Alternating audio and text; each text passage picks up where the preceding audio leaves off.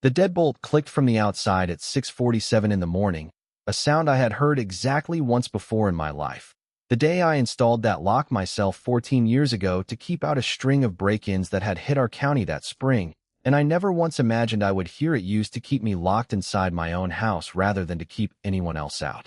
I was standing at the kitchen window with my coffee, watching the fog burn off the back 40 the way I'd watched it burn off every morning for 46 years, when I heard my son's truck pull out of the driveway instead of parking, heard the front door close a beat too firmly, heard that deadbolt turn from a key I didn't know he still had, and understood, standing there with a coffee cup going cold in my hand, that my own son had just locked me inside the house I'd built with my own two hands. The year before he was born. My name is Walter Griggs. I'm 74 years old, and I've farmed 320 acres in this valley since my father handed it down to me. Land he'd gotten from his own father before that. 3 generations of Griggs men who never once had to explain to each other why the ground under their feet mattered more than any number a stranger could offer for it. My wife Eleanor died 6 months ago, a stroke that took her fast and mercifully, but left a silence in this house I still haven't learned to live inside of properly. The kind of quiet that makes you notice every creak in the floor,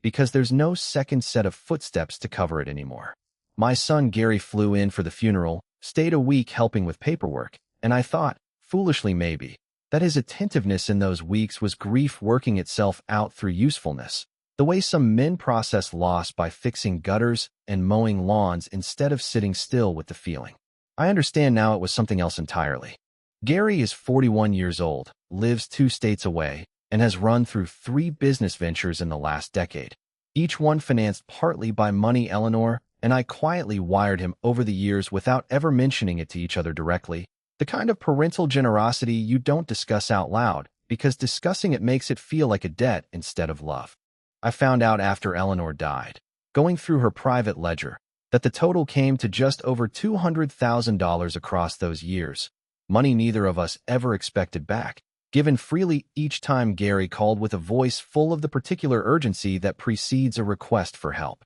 What I didn't know, what I only pieced together over the 6 months since her funeral, was that Gary's latest venture, some logistics company that had seemed promising enough on paper when he'd pitched it to me over Thanksgiving dinner, had collapsed entirely 2 months before his mother died, leaving him personally liable for debts north of $400,000, a number he'd been sitting on through her entire funeral and burial without once mentioning it to me. He started asking about the land in March, gently at first, the way people test the temperature of water before deciding whether to get in. He'd mention, almost offhand, how much farmland in this valley had appreciated since a solar energy company started buying up parcels 2 counties over, how 3 of my neighbors had already sold portions of their acreage for numbers that would have seemed impossible a decade ago. I told him, plainly, the same thing I'd told 2 different energy company representatives who'd knocked on my door that same spring, that this land wasn't for sale, that it held 4 generations of Griggs graves on the rise behind the old barn,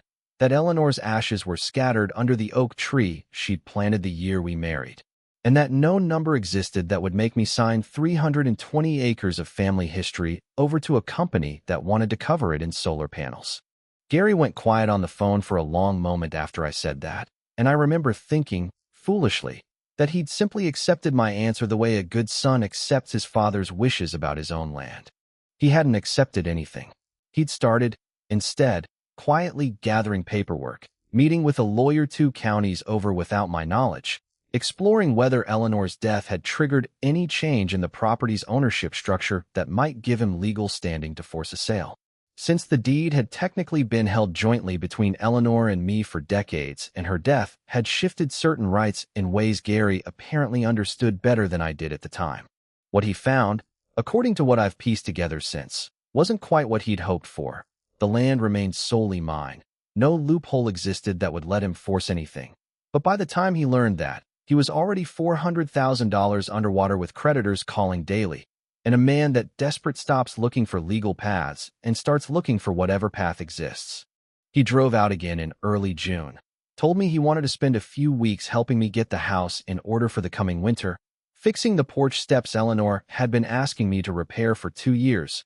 clearing the gutters, the kind of practical help that seemed, on its surface, exactly like the grief-processing usefulness I'd seen after the funeral. I welcomed him gladly, grateful for the company in a house that had gotten too quiet, grateful to have my son's voice in the kitchen again, even if the conversation mostly stayed on gutters and weather. It wasn't until the second week that I noticed small things shifting around me in ways I couldn't quite name at first. My truck keys disappearing for a day before turning up exactly where I always kept them. My cell phone charger mysteriously not working for 2 days until it suddenly worked again. Small inconveniences I chalked up to my own aging memory rather than anything deliberate. Because what kind of man suspects his own son of engineering his isolation one small broken thing at a time? The morning it became undeniable started ordinarily enough. Gary telling me over breakfast that he had errands in town and would be back by evening. Nothing unusual in that. He'd made similar trips most days that week. What was unusual was the sound of that deadbolt turning from the outside 40 minutes after he left, and the specific, sinking realization, once I tried my own front door and found it wouldn't budge, that every other door and window in this house had been quietly modified over the previous 2 weeks in ways I hadn't noticed because I trusted the person doing the modifying. The back door had a new lock I didn't recognize. The windows in the kitchen and living room, original to the house, the ones that used to slide open easily, had been fitted with small metal brackets screwed discreetly into the frames, the kind of hardware store fix that looks, if you're not looking closely, like ordinary weatherproofing. My cell phone, I discovered, had no signal at all inside the house, not the usual spotty rural coverage I'd grown used to over the years, but a complete, suspicious dead zone that started exactly at my property line, which I understood later meant Gary had installed some kind of signal jammer, a piece of equipment easily purchased online despite being illegal to use. Small enough to hide in an attic or a crawl space where I'd never think to look for it. I walked the whole downstairs testing every window, every door, my hands shaking a little more with each one that refused to give. The particular terror of realizing your own home, the one place a man is supposed to be able to trust completely, had been quietly turned into something else entirely by someone you'd let hold the keys without a second thought. The landline, installed the same year I built this house, had been disconnected at the junction box outside, a box Gary had visited twice that week under the pretense of checking the electrical panel nearby, telling me both times that the panel looked fine, nothing to worry about, in the same easy tone he'd used to explain away the missing truck keys and the broken charger, and I understood, sitting there piecing it together, that every small inconvenience of the last 2 weeks had actually been a careful, deliberate test, Gary checking each time whether I noticed, whether I'd push back, calibrating exactly how much isolation he could build around me before I caught on. I sat at my own kitchen table for nearly 2 hours that morning, working through the specific, cold arithmetic of what my son had actually built around me, a house converted quietly, piece by piece, over 2 weeks of what I believed was grieving son helpfulness, into something closer to a cell, and I understood, with a clarity that still makes my hands shake remembering it, that whatever conversation was coming that evening was not going to be about porch steps or gutters. He came home around 7, calm, almost gentle in his manner, sat down across from me at that same kitchen table, and told me, in the same reasonable tone he'd used his whole life to explain overdue rent or failed investments, that he needed me to sign the land over to him, that he'd arranged everything with the solar company already, that all that remained was my signature, and that he genuinely believed. Once I understood the full financial situation he was facing, I would agree it was the only sensible path forward for both of us. I asked him, as calmly as I could manage with my heart hammering,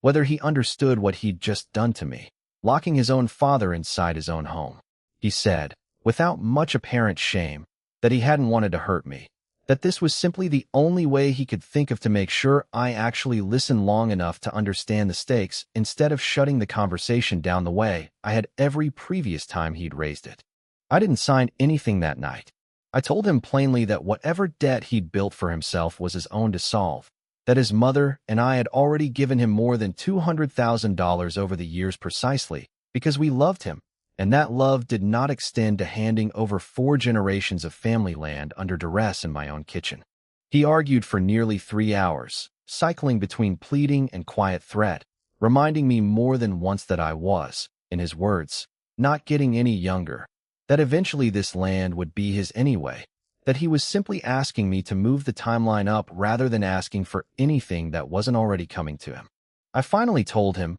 somewhere near midnight, exhausted past the point of fear and into something colder and steadier, that I would think about it overnight, mostly to end the conversation and buy myself time to think clearly rather than because I had any intention of agreeing. He seemed satisfied enough with that to finally go to bed, and once I heard his door close down the hall, I did the one thing I still had available to me that he hadn't thought to block. I have kept a shortwave radio in my workshop since Eleanor first got sick 3 years ago, an old habit from my own father's day, useful for weather warnings when storms knocked out cell towers, and I used it that night to reach a rancher 2 valleys over I'd known for 30 years, explained just enough of the situation in a low voice from my workshop, and asked him to call the sheriff's department first thing in the morning. The deputies arrived just after 8, found the jamming equipment in the attic within 20 minutes of searching, found the modified locks, the disconnected junction box, everything Gary had built quietly around me over 2 weeks of what I'd trusted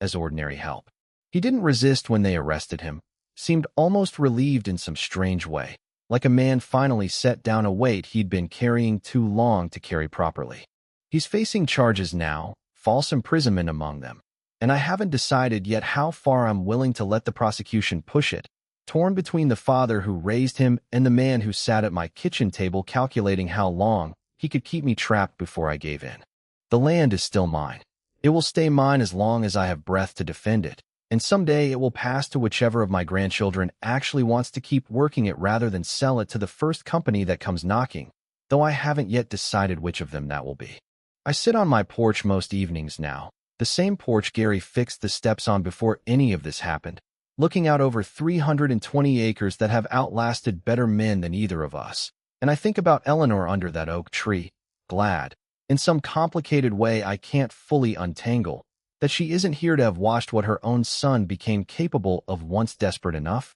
and grateful, in equal measure, that she also isn't here to see what it cost me to finally, fully, understand it.